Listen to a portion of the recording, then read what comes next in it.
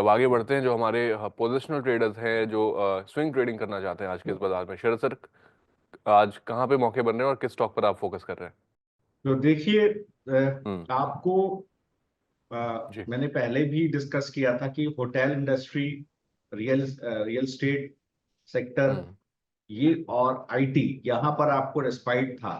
तो अब मैं एक दिन था नहीं बीच में कि जी माफ कीजिएगा, दर्शकों से माफी चाहता हूँ। मैंने उस दिन क्लाइंट्स को रिकमेंडेशन दिया था कि आप अपना जितनी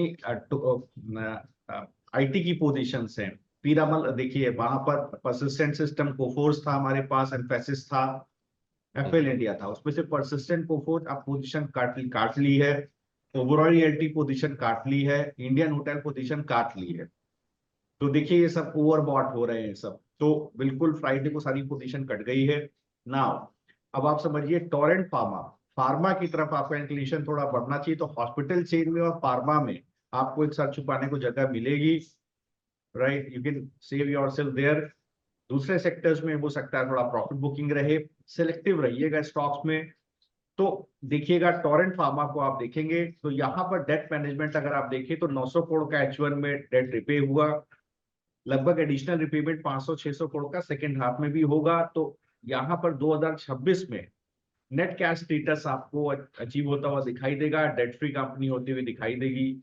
यूएस बिजनेस आउटलुक अगर आप देखें तो अगले 3 साल में कंपनी का मानना है कि प्रॉफिटेबिलिटी आएगी, कब कि यहाँ पर स्टेबल रेवेन्यू रहेंगे।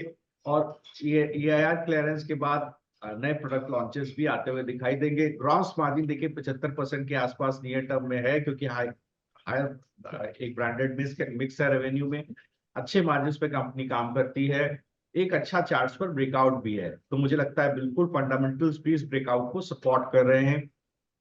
3470 का भाव था कल का क्लोजिंग, मैंने अभी देखा नहीं है, अभी का ओपन 3300 रुपए के आसपास का स्टॉप लॉस डालिए, कोई दिक्कत नहीं, ऊपर नीचे आपको मिले कोई दिक्कत नहीं, खरीदिए। 3300 रुपए का स्टॉप लॉस डालिए, 3900 रुपए के टारगेट आपको देखने को मिल जाएंगे।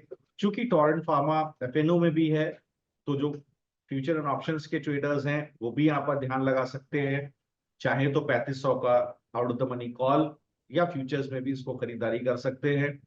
दूसरा स्टॉक देखिए, पहले भी मैं इसको दिसंबर में जिक्र किया था, टारगेट आ गया, हम्म।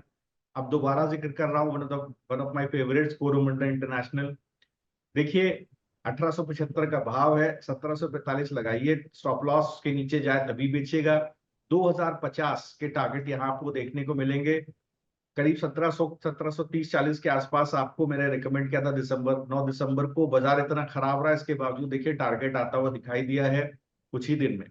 तो बिल्कुल अभी भी आप देखें, जो मैंने पहले भी आपसे डिस्कस किया था, अच्छा मार्जिन गाइडेंस है, जो बीटा गाइडेंस है 4500 से 5000 पर टन के आसपास है। मुझे लगता है कि इंप्रूव वैल्यूएशन यहाँ पर रहेंगे।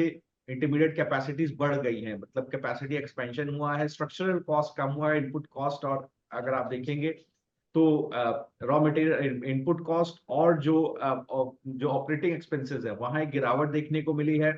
सल्फ्यूरिक एसिड प्रोडक्शन और पावर जनरेशन कैपेबिलिटीज में यहाँ पर एक अच्छा मार्जिन आने वाले समय में देखने को मिलेगा।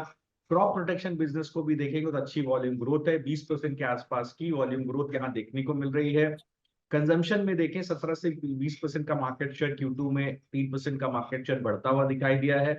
जो एसएसपी सेल्स वॉल्यूम में अच्छी ग्रोथ देखने को मिली है, यूरिया एसएसपी बाजार में अच्छा परफॉर्म कर रहा है। सब पहले ही मैंने आपसे डिस्कस किया था, स्टॉक अच्छे ट्रेंड में है, इसको बाजार से कोई लेना देना नहीं, आराम से अपना चल रहा है।